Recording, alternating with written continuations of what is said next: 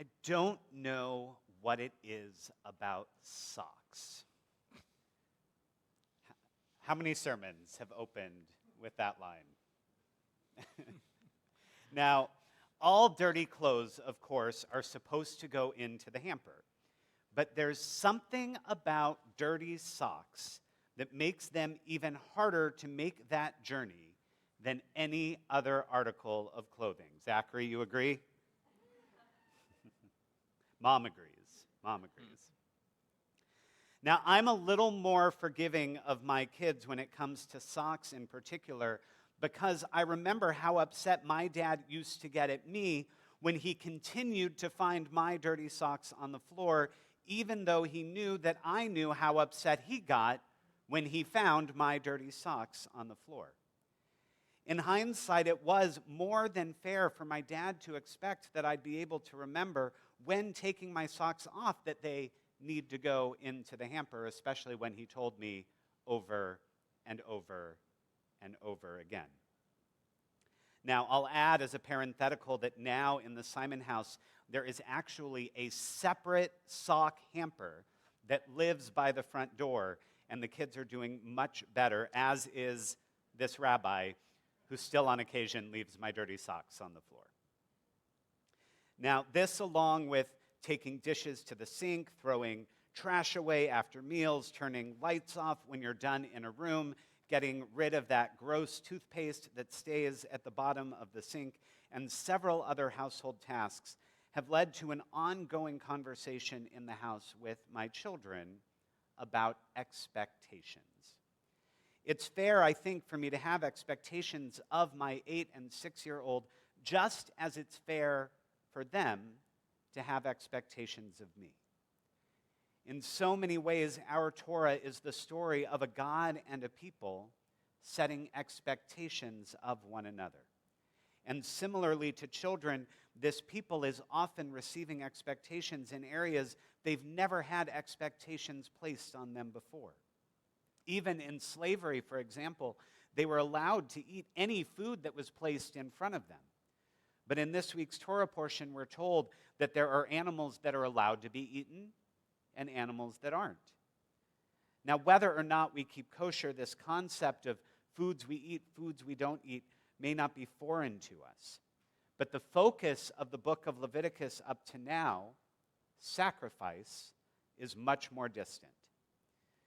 If you're not a vegetarian but want to be, read the 8th chapter of Leviticus. The entire book up to now has been the instruction manual for the different sacrifices that would be offered by a new priesthood. This was extremely important because up to now, every nation would have had their own ways of sacrificing, many perhaps with no rules at all, and some perhaps where anyone could offer a sacrifice who wanted, but this nation of Israelites would be different. Only the priests who were chosen by God would offer sacrifices, and only in the place designated by God, and these sacrifices would only be offered exactly in the way God described. So, after 7 chapters of instructions being given, the ordination of Aaron, Moses' brother, the first high priest, and his sons began. Now, I know I warned this might make you vegetarian. I don't think it will. I'm going to read it to you in all of its detail. Moses then brought Aaron's sons forward, clothed them in tunics, girded them with sashes, and wound turbans upon them as God had commanded Moses. Moses then led forward the bull of purgation offering. Aaron and his sons laid their hands upon the head of the bull of purgation offering, and it was slaughtered. Moses took the blood and with his finger put some on each of the horns of the altar, cleansing the altar. Then he poured out all of the blood at the base of the altar. Thus he consecrated it in order to make expiation upon it. Moses then took all the fat that was about the entrails and the protuberance of the liver and the 2 kidneys and their fat and turned them into smoke on the altar. The rest of the bull, its hide, its flesh, and its dung, he put to the fire outside the camp, as God had commanded Moses. Now, I read this to you not for shock factor. Okay, maybe a little bit for shock factor. But I wanted to read it to you because every single detail mattered. This was what God had commanded Moses to teach Aaron and his sons, and now Moses was teaching Aaron and his sons exactly the way God wanted these offerings to be made. And these offerings would be repeated each over 7 days. And now we come to this week's Torah portion called Shmini, meaning the eighth, as the eighth day would mark a culmination of the ordination. And we read, Aaron came forward to the altar and slaughtered his calf of purgation offering. Aaron's sons brought the blood to him. He dipped his finger in the blood and put it on the horns of the altar. And he poured out the rest of the blood at the base of the altar. The fat, the kidneys, and the protuberance of the liver from the purgation offering, he turned it into smoke on the altar as God had commanded Moses. And the flesh and the skin were consumed in fire outside the camp. Now they forgot about the dung, but other than that, it should have sounded fairly familiar. In this moment, Aaron and his sons are doing exactly what Moses had demonstrated and taught them. They're showing that they understood that which was expected of them in this new system of sacrifice. And after each of the sacrifices had been offered by Aaron and his sons, again, in the exact way that they had been taught, we read, Moses and Aaron then went inside the tent of meeting. When they came out, they blessed the people, and the presence of God appeared to them. Fire came forth from before God and consumed the burnt offering and the fat parts on the altar. And all the people saw and shouted and fell on their faces. Just like a parent gives positive reinforcement to their children when their expectations are met, God says, "Good job. You did what I asked you to do, and I'm proud of you." And next comes one of the most tragic stories in our Torah. Now Aaron's sons, Nadav and Avihu, each took his fire pan, put fire in it, and laid incense on it. And they offered before God alien fire, which had not been enjoined upon them. And fire came forth from God and consumed them. Thus they died by God's will. It seems as though Nadav and Avihu, Aaron's sons, still caught up in the joys of the celebration, having just seen God, are simply trying to praise their God, adding to the offerings that have been made.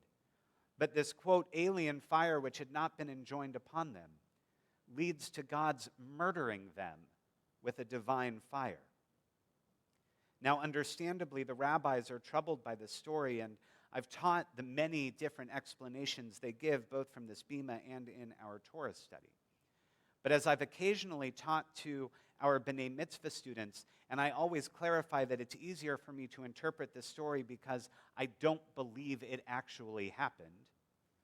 But if we think of the Torah as a book that is written to teach a people that which is expected of them, well, this is the ultimate warning of what happens if you don't pick up your dirty socks. So now I'm going to pause for a minute and tell you about an incredibly special lunch and conversation in which Rabbi Weiss and I participated yesterday. Many of you were with us, and hopefully you all saw that we were joined by Rabbi Josh Weinberg, Vice President of the Reform Movement for Israel and head of ARTSA, the Association of Reform Zionists in America, on Wednesday night. And I asked Rabbi Weinberg to join us not only to speak to our community, but because we here at Schaarai Zedek were hosting a lunch for Christian clergy of several denominations, along with members of the Tampa Rabbinical Association, inviting these interfaith clergy to the congregation for honest conversation regarding Israel.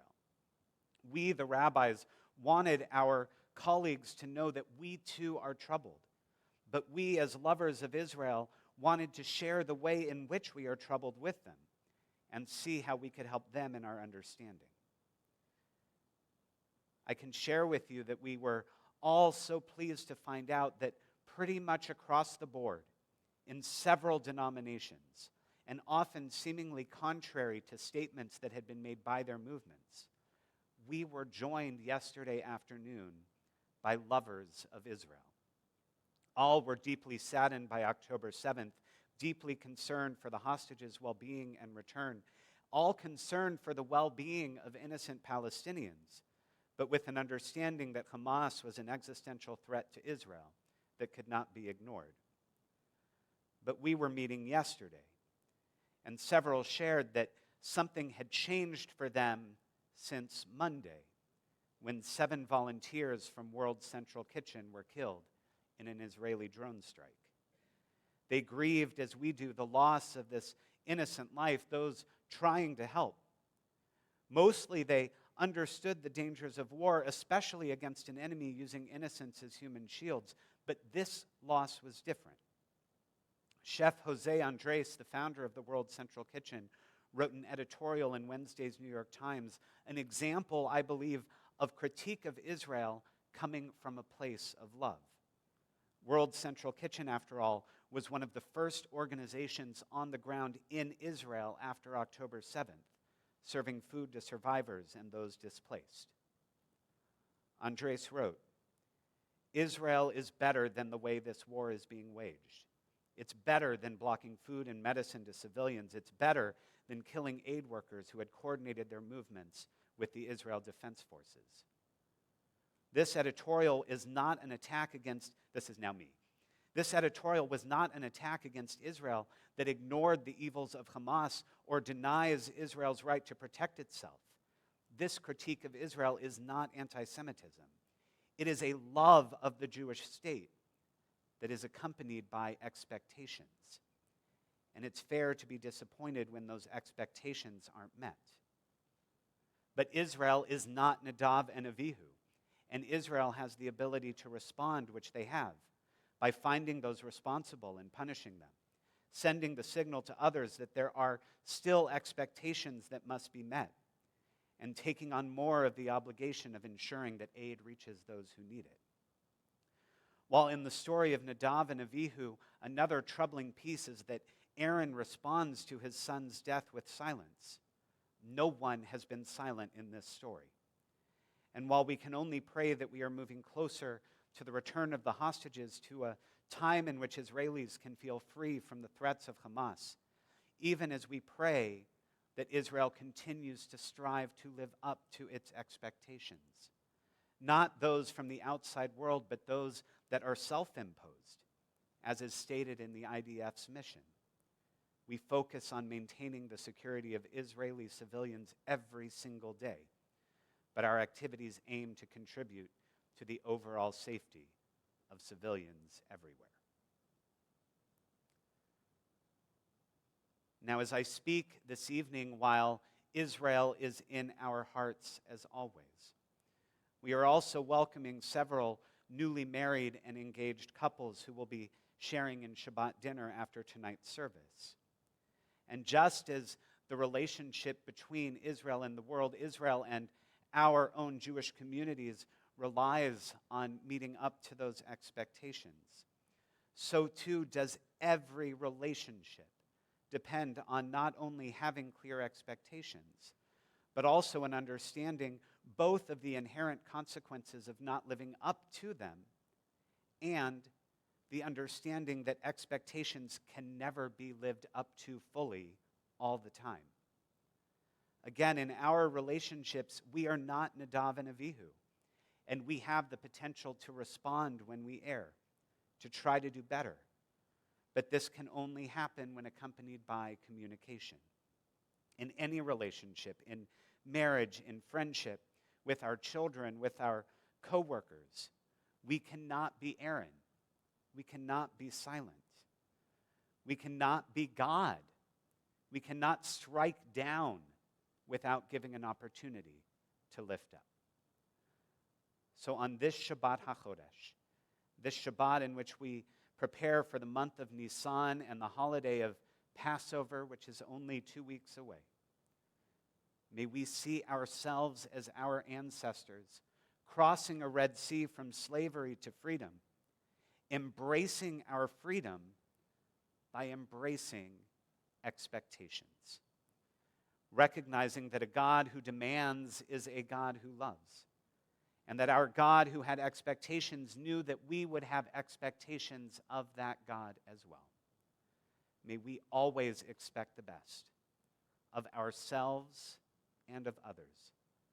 And may we find failures, both of ourselves and of others, as opportunities for growth. And may we also have expectations of our world, that we can one day overcome our differences, we can build on our commonalities, that we can one day truly expect peace.